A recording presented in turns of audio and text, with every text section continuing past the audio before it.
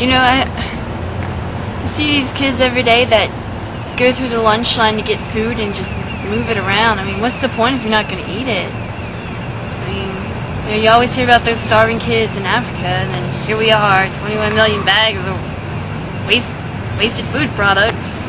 Here's our food shortage.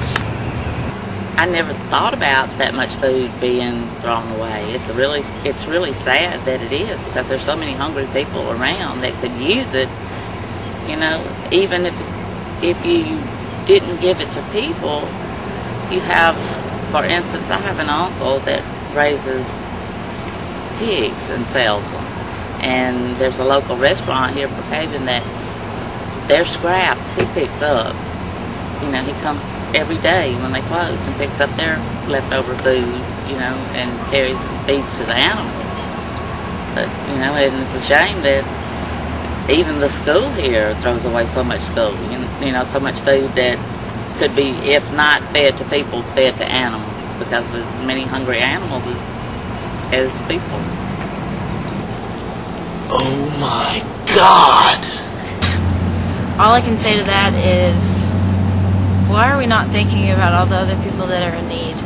I mean, I know this is not like a lump sum just like thrown away or anything, but honestly, I think that everybody could do their own little part to conserve a little bit. I work in a restaurant and I see food thrown out every night that's perfectly good, someone could eat it, and yet we have to throw it away because it's considered unclean to put it back on the buffet tomorrow. And I think it's just ridiculous. It doesn't surprise me that people would waste that much food, but it does kind of make you feel a little aggravated or at yourself, because everyone knows that they've done that at least once or twice. Well, I mean, people throw it away, again, because what are they going to do with it? It's not offered to us for us to have an alternative means of what to do. Like, do we pack it back up? Is that something that takes us out of our way?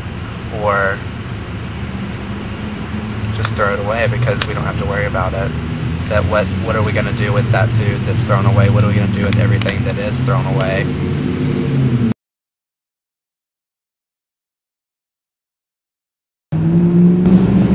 Now we have access to the internet, and just about every household has something like that. And if we could recycle newspaper and just read it online instead of printing so many copies and nobody really using it and they're just whacking their dogs with it, I think that's like very wasteful. And to think that we could have more space and just be able to use that space just by not reading the Sunday paper and going online, where it's not only cheaper but I think more convenient as well. You don't have to pay for it.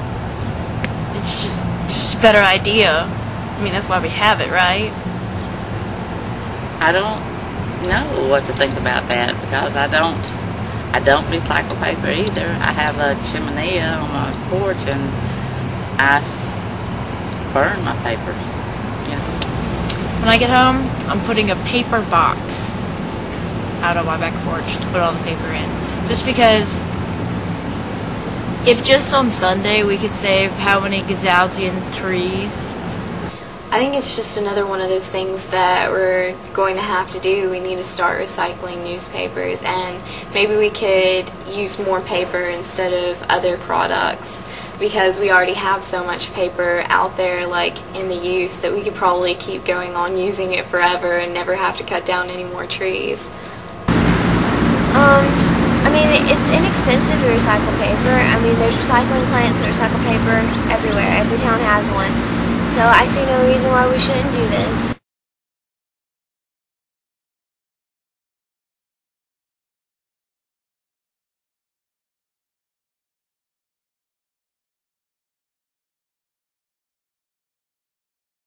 I thought that, like we could really turn things around, but the more I've seen about the subject, the more I'm kind of thinking that, granted, the ozone, may be depleting and blah, blah, blah, blah, blah. I mean, but the way it sounds, this might just be a cycle and we're in a downward spiral towards an ice age.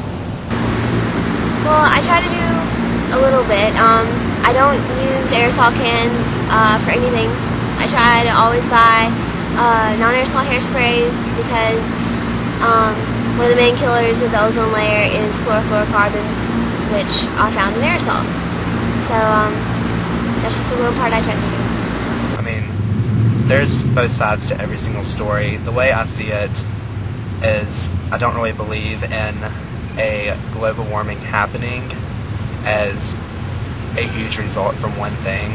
That I believe that it's all a cycle and that global warming does happen, but it is also counteracted by global cooling, and that when it does warm up, it's not going to keep going. It's going to turn around from somewhere from that point. I know enough about global warming to know it's a serious problem, but I don't know enough about it to be able to know how to prevent it or what causes it. Flow of information, needed.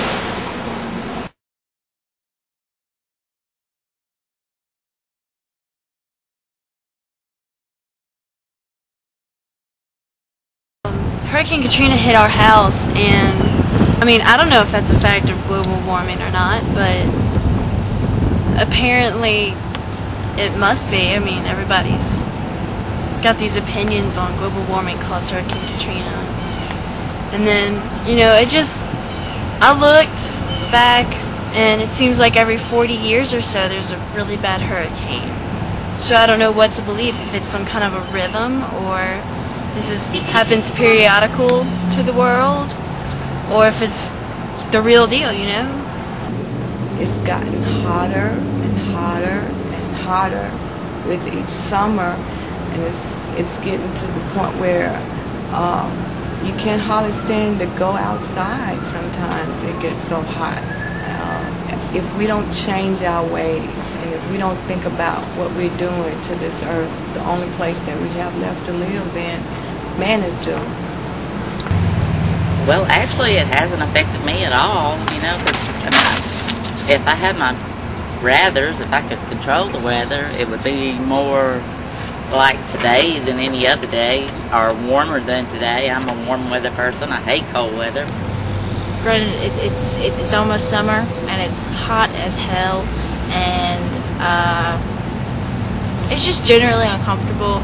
And I don't even want to get into all this Katrina mess, because I think it's been, you know, pushed over the edge by way too many people already. But granted, I have been living in New Orleans, and the impact is clear there, obviously. And so if global warming's to blame, then let's blame global warming. Well, I don't deal with humidity or heat very well. I'm a temperate kind of person. I don't like it too cold. I don't like it too hot. So global warming, I guess, is having that effect on me. The weather really, in a way, affects my mood, and the weather being so bipolar right now has the effect of slightly making me bipolar. I don't even know when I should wear a jacket or when I shouldn't. I just carry a jacket around with me all the time. And if global warming is causing that, then it needs to be stopped. Well, the weather affects people, like in my family. We don't have very good immune systems, I guess you could say. So the weather changing so much gets us sick more often, which leads to paying more money for doctor bills. And that's not always a good thing, because I'm getting put through college and we don't have that much extra money. My dad lives in Texas, and so his little area got affected by a bunch of tornadoes that normally don't go through that area at all. I mean, weather happens. Jouts, my grandpa is sort of a farmer, and that really holds it back a little bit, because growing plants is really hard. He doesn't know when the last frost is going to be, and it's really hard to spend that much money watering a huge field. So